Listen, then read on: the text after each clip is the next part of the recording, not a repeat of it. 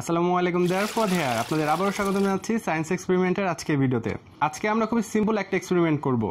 আজকে আমরা দেখব কিভাবে একটা কাগজের ওপরে আমরা কিছু ভারী জিনিস রাখতে পারি, এবং অবশ্যই ভিডিও লাস্টে দেখানোর চেষ্টা করব যে কিভাবে আমরা এটা করলাম বা এটা কিসের জন্য হলো এই বিষয়ে একটু এক্সপ্লেন করার চেষ্টা করব।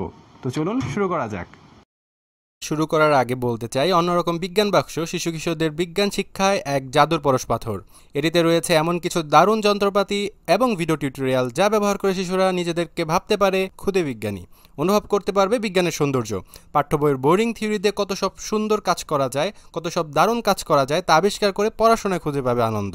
বিজ্ঞান বাক্স কেনার জন্য বা বিস্তারিত জানার জন্য ভিডিও ডিসক্রিপশনে দেওয়া লিঙ্কে ক্লিক করতে পারেন। তো এই পরীক্ষাটি করার জন্য আমাদের যে সমস্ত জিনিস লাগবে সেটা আমাদের একটা কাগজ লাগবে, এবং আমাদের এই কাগজের ওপর কিছু রাখার জন্য, একটু ভারী কিছু রাখার জন্য আমি এখানে একটা ক্যালকুলেটর নিচ্ছি এবং একটা রিমোট নিচ্ছি।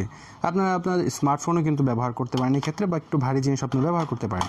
এবং আমাদের দুইটা উঁচু প্ল্যাটফর্ম লাগবে, এবং আমি এই প্ল্যাটফর্মটা বই দিয়ে করে নিয়েছি। আপনারা চাইলে বই দিয়ে একটু উঁচু করে প্ল্যাটফর্ম তৈরি করে নিতে পারেন, অথবা অন্য কোনোভাবেও আপনারা করতে পারেন।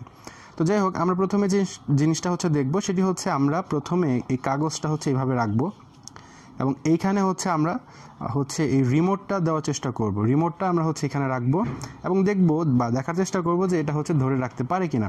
আমরা একদম মাঝখান বরাবর আমি রিমোটটাকে রাখছি।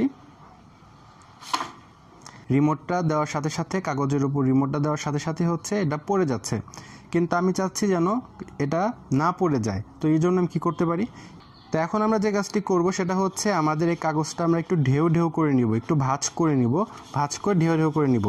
তো আমি এই যে এইভাবে ভাঁজ করতে হবে, প্রথমে এইভাবে ভাঁজ করবেন, দেন উল্টো করে আবার এইভাবে ভাঁজ করবেন। খুব সুন্দর করে এইভাবে আমাদের ভাঁজ করতে হবে। একটু চিকন করে আমরা ভাঁজ করব, বা একটু ঘন ঘন করে ভাঁজ করার চেষ্টা করব, তাহলে আমরা রেজাল্টটা ভালো পাবো আর কি। সো আমরা এভাবে করে নিচ্ছি। আমরা এরকম করে ঢেউ ঢেউ কিন্তু করে নিয়েছি আমাদের কাগজটাকে, বা ভাঁজ করে এরকম করে নিয়েছি।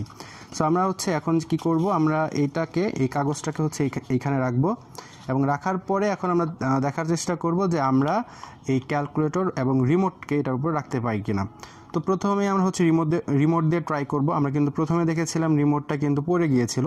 সো আমরা আবারও সেই রিমোটটা এখানে রাখছি, এবং আমরা দেখতে পাচ্ছি রিমোটটা একদম ঠিকঠাক মতোই কাগজটা ধরে রাখতে পেরেছে।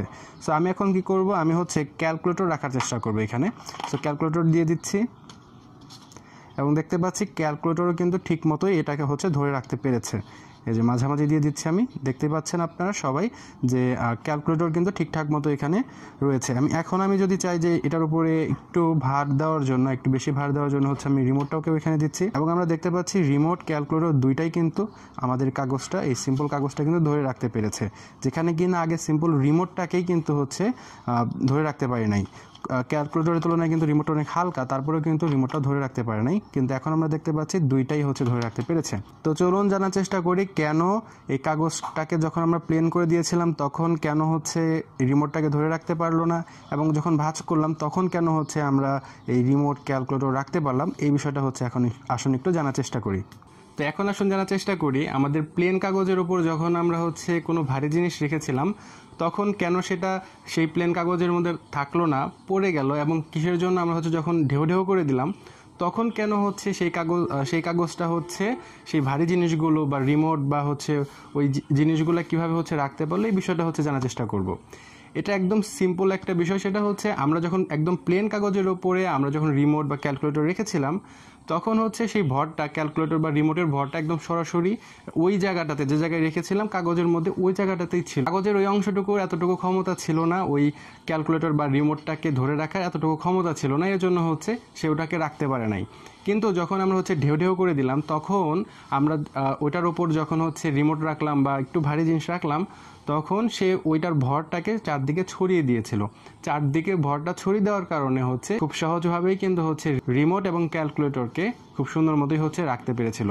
আশা করি এখন এই জিনিসটা বুঝতে পেরেছেন কিসের জন্য টিন ঢেউ থাকে বা ঢেউ টিন কেন তৈরি করা হয়। আশা করি এই ভিডিওটি আপনাদের ভালো লেগেছে। এই ভিডিওটি যদি আপনাদের ভালো লাগে অবশ্যই ভিডিওতে লাইক দিবেন, এবং কমেন্ট করে আপনার মূল্যবান মন্তব্য অবশ্যই আমাদেরকে জানিয়ে দিবেন। আমাদের ভিডিওগুলো যদি ভালো লাগে তাহলে আমাদের সাথে অবশ্যই কানেক্টেড থাকবেন। দেখা হবে আগামী ভিডিওতে। সে পর্যন্ত সবাই ভালো থাকবেন, সুস্থ থাকবেন, এবং জ্ঞানময় পৃথিবীতে সবসময় থাকবেন কৌতূহলী।